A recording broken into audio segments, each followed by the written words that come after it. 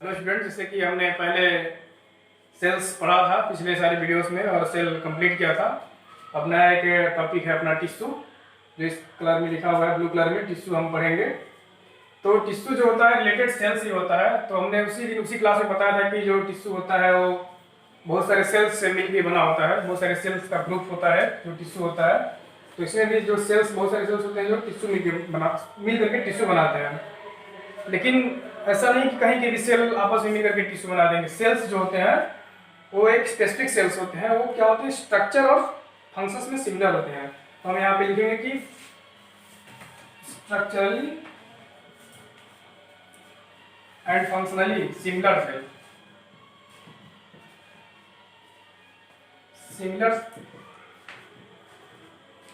Structurally and functionally similar cell आपस में मिलकर के टिश्यू बनाते हैं, और बहुत सारे टिश्यू आपस में मिलकर के ऑर्गन बनाते हैं। तो हमने सेल पढ़ लिया है, आज टिश्यू पढ़ेंगे, और टिश्यू के बाद भी अगर होगा तो ऑर्गन्स पढ़ेंगे। तो हम टिश्यू को पहले एक फ्लो चार्ट में देख लेते हैं, उसके बाद फिर हम एक के बारे में डिटेल में पढ़ते जाएंगे अगले वीडियो में। तो हम देखते हैं टिश्यू। टिश्यू होता क्या? टिश्यू होता है दो तरह का, एक होता है प्लांट टिश्यू और एक होता है एनिमल टिश्यू। प्लांट टिश्यू क्या होता है? प्लांट टिश्यू बहुत सिंपल है, नाम से जहां तक क्लियर हो जाता होगा कि प्लांट में जो टिश्यू पाए जाते हैं, प्लांट में जो टिश्यू पाए जाते हैं उनको हम प्लांट टिश्यू कहते हैं। यानी कि प्लांट में सेल होते हैं और सेल थोड़े एनिमल सेल से अलग होते हैं, तो उन सेलों से मिलकर के टिश्यू जो होता है उसको हम प्लांट टिश्यू कहते हैं। और जो एनिमल्स के बॉडी में जो टिश्यू पाया जाता है उसको एनिमल टिश्यू कहते हैं। हम थोड़ा सा सेल के बारे में देखें, एनिमल सेल और प्लांट सेल में। तो प्लांट टिश्यू में जो सेल्स होंगे उनमें क्या होगा, उनमें सेल वॉल्स होंगे, उसके बाद प्लाज्मा मेम्ब्रेन होगा, उसके बाद कुछ होगा। जबकि इसमें क्या होगा, प्लाज्मा मेम्ब्रेन होगा। तो सेल्स जो होते हैं इनमें डिफरेंस होता है, और ये डिफरेंस इनको अलग करता है, प्लांट टिश्यू को अलग करता है और एनिमल टिश्यू को अलग करता है। ठीक, तो पहले हम प्लांट टिश्यू देखते हैं, फिर एनिमल टिश्यू देखेंगे। प्लांट टिश्यू का हम फ्लो चार्ट देखते हैं। तो प्लांट टिश्यू होता है मेरिस्टेमेटिक टिश्यू और परमानेंट टिश्यू में डिवाइड होता है। मेरिस्टेमेटिक टिश्यू क्या होता है? मेरिस्टेमेटिक टिश्यू वो टिश्यू होता है जहाँ पे प्लांट का ग्रोथ होना होता है। प्लांट का ग्रोथ जहाँ पे होता है वहाँ पे जो टिश्यू प्रेजेंट होता है उसको हम मेरिस्टेमेटिक टिश्यू कहते हैं। और जहाँ पे प्लांट का ग्रोथ नहीं होता है वहाँ पे जो टिश्यू प्रेजेंट होता है उसको हम परमानेंट टिश्यू कहते हैं। परमानेंट मतलब होता है स्थायी, मतलब इसको अस्थायी टिश्यू भी बोलते हैं हिंदी में। और इसको हम बोलेंगे क्या? विभज्योतक उत्तक। विभज्योतक उत्तक, इसको हम बोलेंगे अस्थायी उत्तक भी बोलते हैं। ठीक, विभज्योतक का मतलब होता है जहाँ पे विभाजन होना होता है, विभाजन भी मतलब कंप्लीट नहीं हुआ रहता है, वहाँ पे एक मेरिस्टेमेटिक टिश्यू होता है, और जहाँ पे विभाजन हो गया है, कंप्लीट हो गया है, वो परमानेंट अस्थायी हो गया है वो सेल्स, उसको हम परमानेंट टिश्यू बोलते हैं। ठीक, अब मेरिस्टेमेटिक टिश्यू को हम यहाँ पे लिख सकते हैं कि रिस्पॉन्सिबल फॉर ग्रोथ। ये रिस्पॉन्सिबल होता है ग्रोथ के लिए, रिस्पॉन्सिबल फॉर ग्रोथ।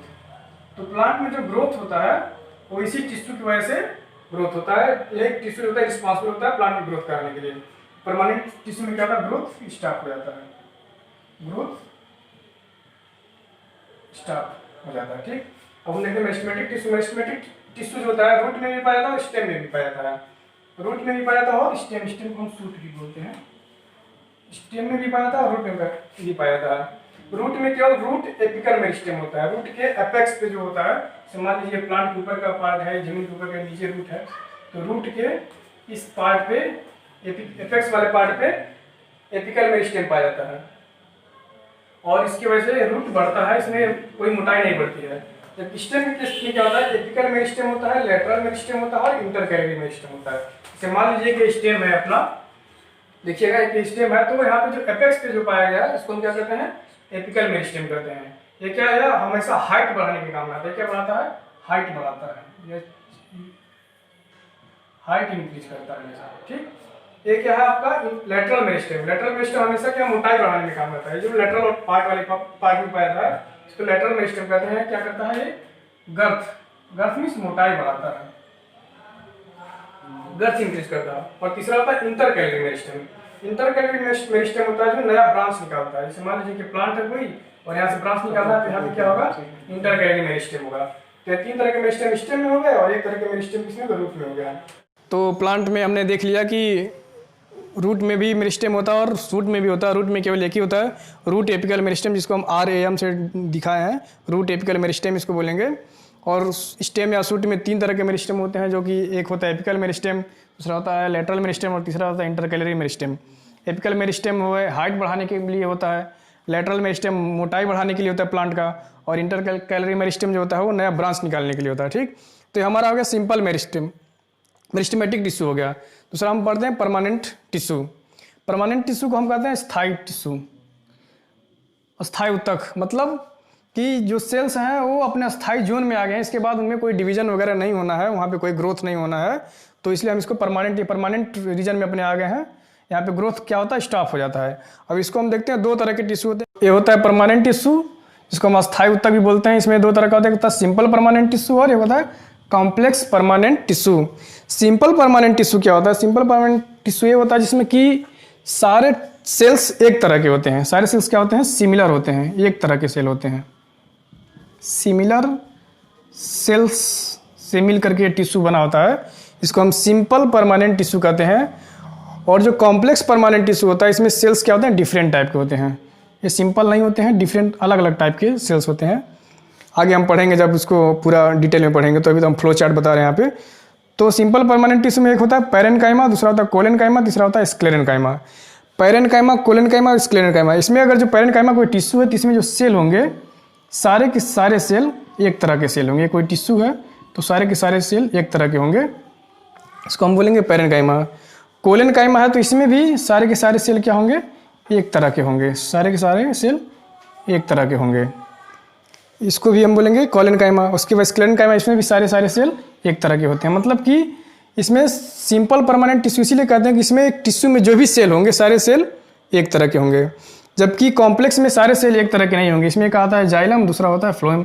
जाइलम का काम होता है वाटर को ले जाना, ज से जाइलम, ज से जल को लेके जाना, कहाँ से, जड़ से लेकर के लीफ तक, और फ्लोएम का काम होता है फूड को लेके जाना। याद करने का तरीका है, ज से जाइलम, ज से जल, और फ से फ्लोएम, फ से फूड। तो फूड को क्या करेगा, लीफ से रूट तक लेके आने का काम करेगा, और जाइलम क्या करेगा, जल को जड़ से लीफ तक ले जाने का काम करेगा। तो मैंने बता दिया था, इस टिश्यू के बारे में बता रहा था मैं, और प्लांट टिश्यू के बारे में कंप्लीट कर दिया था। अब हम स्टार्ट करने जा रहे हैं, फ्लो चार्ट ही स्टार्ट करेंगे फिर से, और डिटेल में तो हमको पढ़ना ही अगले वीडियोज़ में। तो एनिमल टिश्यू के फ्लो चार्ट के बारे में देखते हैं क्या होता है। एनिमल टिश्यू जो होता है वो मेनली जो होता है 4 तरह का होता है। कनेक्टिव टिश्यू होता है, एपिथेलियल टिश्यू होता है, मस्कुलर टिश्यू होता है और नर्वस टिश्यू होता है। मेनली 4 तरह का एनिमल टिश्यू होता है। और इसमें सबसे पहला है कनेक्टिव टिश्यू। कनेक्टिव टिश्यू का जो काम होता है वो बॉडी के जितने भी आर्गन होते हैं, हमारे बॉडी के जितने भी पार्ट्स होते हैं, उनको कनेक्ट करने का काम करता है। कनेक्टिव टिश्यू क्या करता है, कनेक्ट करने का काम करता है बॉडी पार्ट को, बॉडी के सभी पार्ट को कनेक्ट करने का काम करता है। जैसे कि ब्लड हमारा पहला इसमें एग्जाम्पल है। ब्लड क्या करता है, ब्लड हर जगह, बॉडी के हर जगह पार्ट में होता है। तो जैसे ब्लड हमारे पैर से लेकर के और हेड तक सबको कनेक्ट करता है, एक दूसरे से कनेक्ट करने का काम करता है, इसलिए हम इसको कनेक्टिव टिश्यू बोलते हैं। तो सबसे पहले इसमें है ब्लड, एग्जाम्पल है। ब्लड जो होता है कि एक कनेक्टिव टिश्यू होता है, और जो भी कनेक्टिव टिश्यू है किसी न किसी मैट्रिक्स में पाया जाएगा, किसी न किसी मीडियम में पाया जाता है। तो जो ब्लड होता है एक मीडियम में पाया जाता है, इसको हम प्लाज्मा बोलते हैं। इस प्लाज्मा नामक मीडियम में पाया जाता है, इसमें ब्लड होता है। जैसे कि अगर हम ब्लड एक सैंपल लेकर के किसी स्लाइड पे ब्लड अगर जो लेकर के हम और उसको अगर एग्जामिन करते हैं, उसको देखते हैं, तो देखते हैं कि उसमें लिक्विड होता है। वो लिक्विड क्या होता है, प्लाज्मा होता है। और उस लिक्विड में बहुत सारे सेल्स पाए जाते हैं, जैसे कि आरबीसी हो गया, डब्ल्यूबीसी हो गया, प्लेटलेट्स हो गया। तो इस प्लाज्मा को हम क्या, मैट्रिक्स बोलते हैं, या फिर इसको लिक्विड होता है, ये मीडियम का काम करता है। वैसे सेकेंड हमारा कनेक्टिव टिश्यू आता है, इसको हम बोन कहते हैं। बोन भी एक कनेक्टिव टिश्यू होता है। जैसे कि देखते हैं बोन भी सबको कनेक्ट करने का काम करता है, सारे बॉडी पार्ट्स को कनेक्ट करने का काम करता है। तो इसमें भी कुछ मैट्रिक्स होते हैं, जिसको हम सॉलिड मैट्रिक्स बोलते हैं। क्या बोलते हैं, सॉलिड मैट्रिक्स, या फिर सॉलिड मीडियम बोलते हैं। सॉलिड मीडियम होता है, सॉलिड मीडियम होता है। कैल्शियम और फास्फोरस का सॉलिड मीडियम होता है, जिसमें ये बोन पाया जाता है। ठीक, थर्ड नंबर पे आता है हमारा कार्टिलेज। कार्टिलेज क्या होता है, एक बोन के जैसा ही होता है। बोन नहीं होता, बोन तो अलग हो गया, कार्टिलेज एक अलग हो गया। लेकिन कार्टिलेज भी मतलब बोन जैसे ही थोड़ा सा सॉफ्ट होता है। जैसे कि मान लीजिए हम अपने कान को छूते हैं तो कान एक सॉफ्ट बोन जैसा स्ट्रक्चर कुछ होता है, तो इसको कार्टिलेज बोलते हैं। या फिर कोई इसमें चिकन वगैरह खाते होंगे तो बोन्स का पार्ट सबको अच्छा लगता है, बोनी चिकन सबको अच्छा लगता है। तो बोन के ऊपर जो एक पार्ट होता है कार्टिलेज होता है, उसको उसमें प्रोटीन्स वगैरह बहुत ज़्यादा अच्छी मात्रा में पाया जाता है। तो इसका भी एक सॉलिड मीडियम ही होता है, इसको हम प्रोटीन और शुगर का सॉलिड मीडियम होता है। इसमें कार्टिलेज पाया जाता है, कार्टिलेज इसमें प्रेजेंट होता है। ठीक, थर्ड नंबर पे आता है लिगामेंट। लिगामेंट क्या होता है? लिगामेंट जैसे कि मान लीजिए बोन है, एक बोन है दूसरे बोन को जोड़ने का, एक बोन ये है, ये बोन यहाँ पे बना हुआ है और दूसरा बोन ए है, दूसरा बोन ए है। तो इस बोन को बोन से जोड़ने का काम कौन करता है? लिगामेंट करता है। यहाँ पे लिखा है BLB, यानी कि बोन को बोन से ऐड करने का काम कौन करता है? लिगामेंट। एक छोटा सा ट्रिक है याद करने के लिए, बहुत अच्छा सिंपल तरीका है कि BLB बोन को बोन से ऐड जोड़ने का काम कौन करता है? लिगामेंट करता है। ठीक, उसके बाद आता है पाँचवें नंबर पे हमारा आता है टेंडम। टेंडम का काम क्या होता है? ये बोन है, बोन के ऊपर क्या होता है? मसल्स होते हैं, बोन से मसल्स लगे होते हैं। तो मसल्स को बोन से ऐड करने का काम कौन करता है? टेंडम करता है। तो BTM यानी कि बोन से मसल को ऐड करने का काम कौन करता है? टेंडम करता है। एक अपना है छोटा सा। उसके बाद नेक्स्ट आता है एरियोलर। एरियोलर भी एक टिश्यू होता है। ये क्या करता है? स्किन को मसल से ऐड करने का काम करता है एरियोलर। SAM साम, मतलब स्किन को मसल से ऐड करने का कौन सा टिश्यू करता है? एरियोलर टिश्यू करता है। ठीक, उसके बाद आता है एडिपोज टिश्यू। एडिपोज टिश्यू क्या होता है? ये फैटी टिश्यू होता है, फैटी टिश्यू होता है और बिलो द स्किन पाया जाता है। कहाँ पाया जाता है? बिलो द स्किन, स्किन के नीचे पाया जाता है, बिलो द स्किन। ठीक, ये हमारा हो गया कनेक्टिव टिश्यू। कनेक्टिव टिश्यू में एक बार और देख लेंगे। सबसे पहला है ब्लड है, फिर बोन है, फिर कार्टिलेज है, फिर लिगामेंट है, फिर टेंडम है, एरियोलर है और एडिपोज है। ब्लड किस में पाया गया है? प्लाज्मा में पाया गया। एक मीडियम होता है। दूसरा बोन किस में पाया जाता है? सॉलिड मीडियम होता है, कैल्शियम और फास्फोरस का। फिर कार्टिलेज होता है, प्रोटीन और शुगर का एक सॉलिड मीडियम होता है, उसमें पाया जाता है। लिगामेंट होता है जो कि बोन को बोन सेट करने का काम करता है। टेंडम का काम क्या होता है? टेंडम का काम होता है बोन को मसल सेट करने का। और उसके बाद फिर एरियोलर होता है, एरियोलर स्किन को मसल सेट करने का काम करता है। और एडिपोज टिश्यू होता है, फैटी टिश्यू होता है और बिलो द स्किन पाया जाता है। ठीक, पहला हो गया हमारा कनेक्टिव टिश्यू। उसके बाद हमारा सेकंड नंबर पे आता है इपिथेलियल टिश्यू।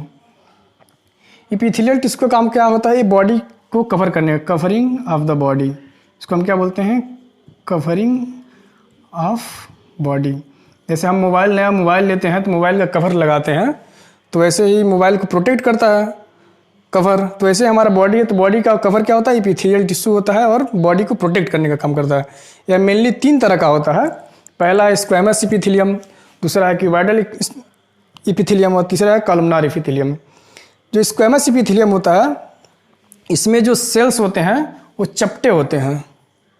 ठीक, और ये स्क्वैमस इपिथेलियम फर्दर 2 पार्ट में डिवाइड हो जाता है, जिसको हम बोलते हैं सिंपल स्क्वैमस इपिथेलियम, SS मतलब सिंपल स्क्वैमस इपिथेलियम। और सेकेंड पार्ट क्या होता है? स्ट्रैटिफाइड स्क्वैमस इपिथेलियम, जिसको हम यहाँ पे लिख देते हैं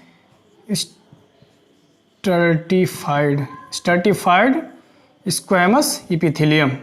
stratified squamous epithelium, simple epithelium और स्ट्रैटिफाइड स्क्वैमस इपिथेलियम क्या होता है, इसको थोड़ा सा हम समझेंगे। हम फिर बाद में भी बताएंगे आप लोगों को। जो सिंपल स्क्वैमस इपिथेलियम होता है, इस स्क्वैमस का एक सिंगल लेयर होता है। और इसी स्क्वैमस का एक सिंगल लेयर होगा तो हम इसको क्या बोलेंगे? सिंपल स्क्वैमस इपिथेलियम बोलेंगे। लेकिन इसी स्क्वैमस का बहुत सारा लेयर आपस में ऐसे लद जाएगा, एक के ऊपर एक लद जाता है, तो हम इसको क्या बोलते हैं? स्ट्रैटिफाइड स्क्वैमस इपिथेलियम बोलते हैं। ठीक, सेकंड नंबर पे आता है क्यूबॉइडल। क्यूबॉइडल इपिथेलियम में क्या होता है? जो सेल्स होते हैं एक क्यूब के आकार के होते हैं, क्यूब के आकार के सेल होते हैं, इसको हम बोलते हैं क्यूबॉइडल इपिथेलियम।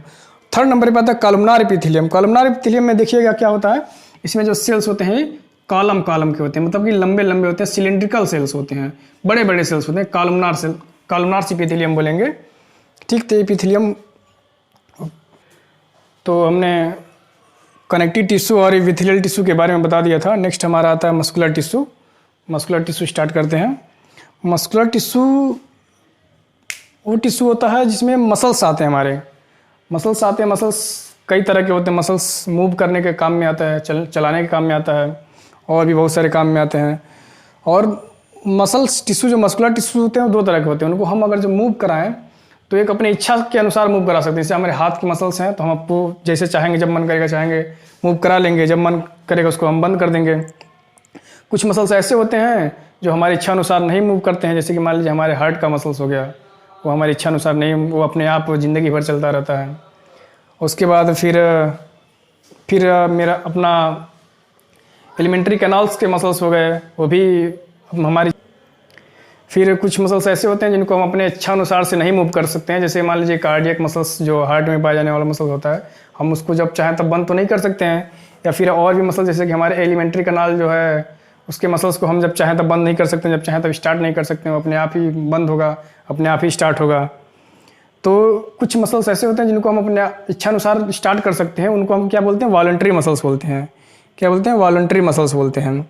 और वो मसल्स जो अपने आप ही चलता है, हमारी इच्छा अनुसार नहीं चलता, हमारे इच्छा अनुसार स्टार्ट या बंद नहीं होता, उसको हम क्या बोलते हैं? इनवॉलंटरी मसल्स कहते हैं। इसको ऐच्छिक, इसको अनैच्छिक। वॉलंटरी मसल्स और इनवॉलंटरी मसल्स, ठीक।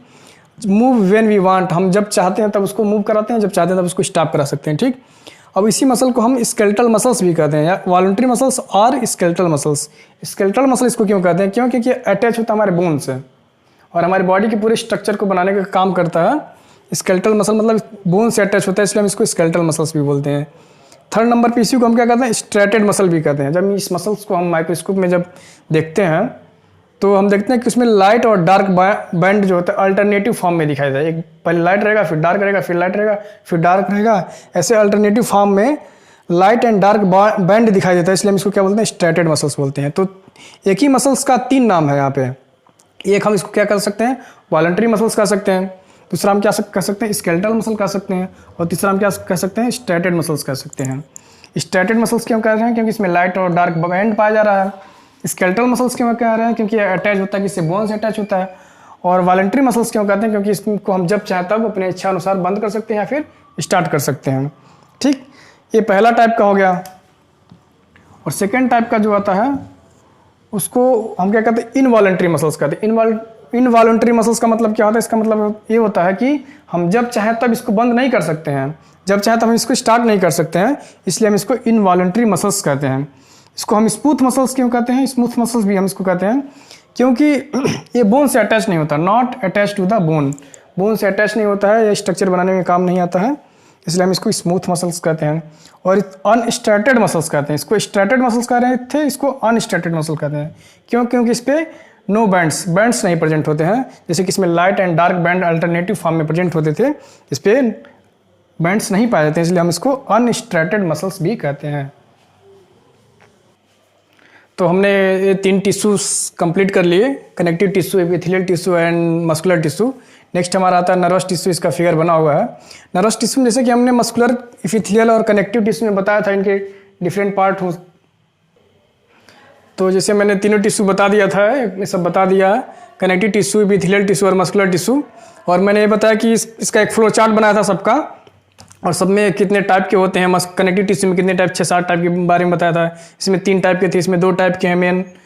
तो हम नेक्स्ट पे आते हैं, जो सबसे लास्ट हमारा चौथा नंबर का है नर्वस टिश्यू। नर्वस टिश्यू में जैसे कि हमने इसमें देखा टाइप्स होते हैं, इसमें कोई टाइप्स नहीं होता। नर्वस टिश्यू में एक ही टाइप का सेल होता है, इसको हम नर्व सेल या न्यूरॉन्स कहते हैं। नर्व सेल या न्यूरॉन्स होता है। और नर्व सेल, न्यूरॉन्स का काम क्या होता है? ये सब नर्व सेल आपस में कनेक्ट होकर के, जैसे मान लीजिए हमारे पैर पे चींटी चढ़ रही है, तो हमारे दिमाग को कैसे पता चल जाता है कि हमारे पैर पे चींटी चढ़ रही है? तो इससे स्टिमुलस होता है, नर्व सेल्स पैर से दिमाग तक भेजता है, तो दिमाग को पता चलता है।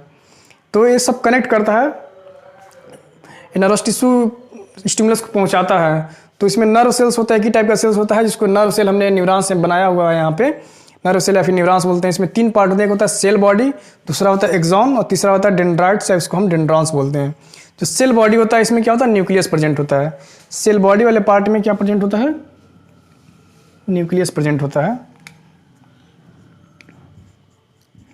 न्यूक्लियस और साइटोप्लाज्म प्रेजेंट होता है। जैसे कि यहाँ पे ये पार्ट जो है अपना सेल बॉडी है, इसमें क्या है? न्यूक्लियस प्रेजेंट है, और ये सब क्या है? साइटोप्लाज्म है। और इसमें ब्रांचेज निकले होते हैं, सारे ब्रांचेज निकले होते हैं, इनको हम क्या बोलते हैं? डेंड्राइट्स बोलते हैं। जो पतले थिन ब्रांच होते हैं, इसको हम डेंड्राइट्स या फिर डेंड्रॉन्स बोलते हैं। जो यहाँ लिखा हुआ है डेंड्राइट्स या फिर डेंड्रॉन्स बोलते हैं, ब्रांच निकले हुए हैं। और इसमें इसी ब्रांचों में जो सबसे मोटा और लंबा वाला ब्रांच होता है, उसको हम क्या बोलते हैं? एक्सॉन बोलते हैं। एक्सॉन बोलते हैं। और ये फिर नर्व का ये एंड पॉइंट होता है। एक ही तरह का इसमें सेल होता है, न्यूरॉन्स, जिसको हम नर्व सेल्स बोलते हैं। इसके बारे में इसका हम डिटेल में फंक्शंस वगैरह हम बाद में और पढ़ेंगे, जब हम आगे डिस्कस करेंगे। तो थैंक यू।